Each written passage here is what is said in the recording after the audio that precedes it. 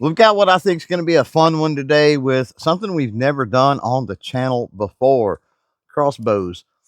Now, both of these are from a company called Steambow, and Steambow came on my radar a few years back at SHOT Show, and I really liked what I seen as far as their products. Fast forward a few years, and they were at TriggerCon this year and had some pretty extensive conversation with them. So today we're going to take a look at their AR-6 Stinger 2, just this one right here. That is sort of their OG model. And then we're going to take a look also at their upgraded, as you can tell, M10 model here. Now, obviously, both of these are going to be repeating crossbows. We'll get into, of course, the differences in between the two. And then I want to put some bolts on a target downrange because I'm curious. I think for just out and having fun, I think they probably fit the bill for that, right? As far as looking cool, yeah, they fit the bill for that. But in like an in-world scenario, are they good enough as far as grouping sizes, reliability, things like that, to be able to take small game? We're gonna kind of try to figure that out as well. So yeah, let's get started talking about each of these. Kicking it off here, we've got the Stinger here, and you cock this thing back, obviously, from this mechanism back here. 55-pound limbs on this thing. I do think on all of their models, I think that Steamboat does have options to increase that poundage. You've got pick rail all over this thing, a little fiber optic sight. The trigger on this, I'm gonna go ahead and tell you, one of the reasons I've never been a big fan of crossbows is triggers are just traditionally bad. Something you got to deal with. These things do use little bolts, and you can get broadhead style bolts as well. Being a repeater, they load by, or this one anyway, loads by lifting this and then putting your bolts in. This one, the Stinger, is a 6-shot repeater. Trying to think if there's anything else. One of the cool things about this, both of these actually, is going to be being able to get the string on and off. Both of these are going to come with tools to help you not only assemble but work on these as well. And then they come with a cabling system that you can use to take the string on and off if you need to swap the string out, do maintenance, all of that good stuff. And both of these, I mean, there are a ton of different types of accessories available as well. I don't know that there's much else to talk about with this one. So let's put some bolts in it. I've got a target downrange, and we'll see what kind of group we can hold. All right, downrange, I've got a foam target.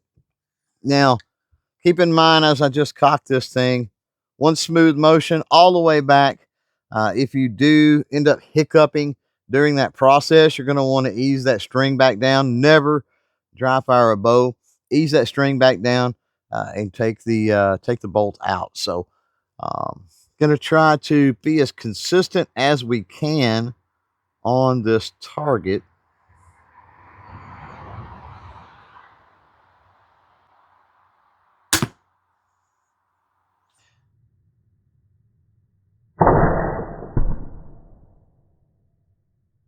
I'm going to be looking for the group size, of course, rather than point of impact. Just having that little nub in the rear and that front fiber optic on this thing.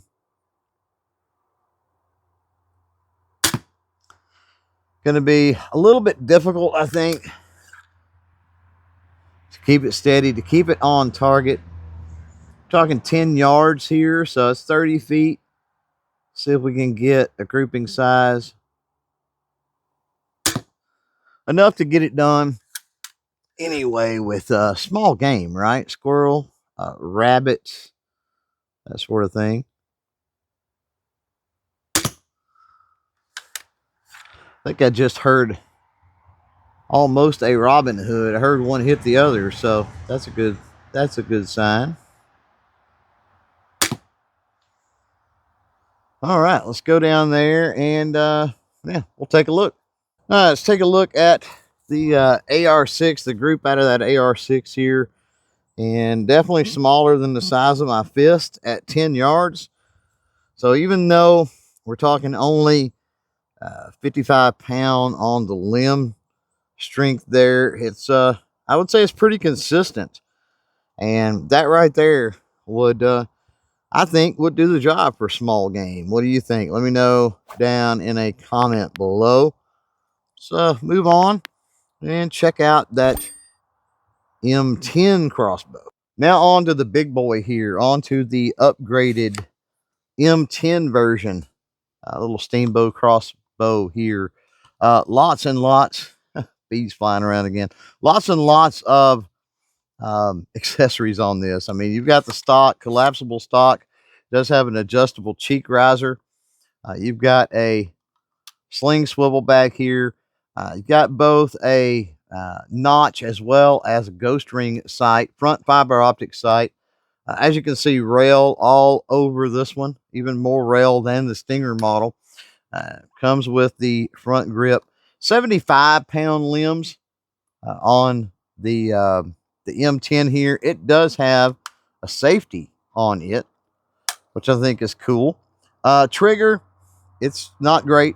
Again, pretty typical of crossbows. One of the cool things about the Stinger version, it uses 10-shot magazines, which is really cool.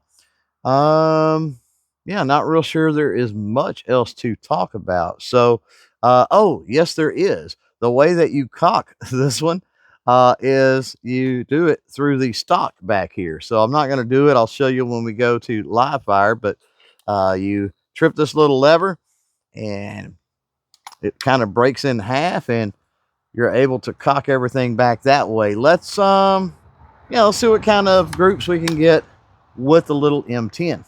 All right, just like with the Stinger, gonna go 5 bolts, go 10 yards, and try to get as consistent a group as we can. Sighting system on this going to be a little bit better as far as being able to get stable and steady. It's going to be a little better. Here is how we cock this thing. Trip the lever. How cool is that, right? Here we go.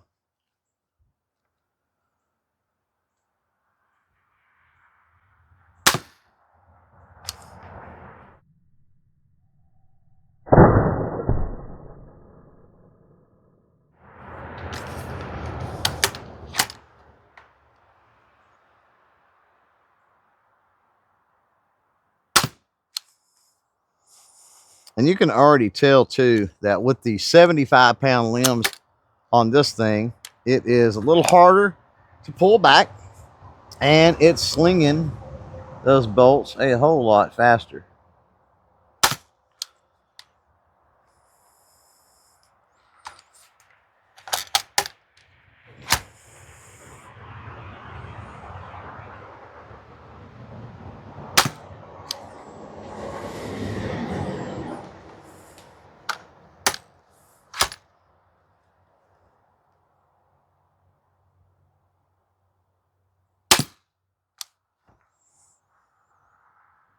All right, let's go down range and check out that group.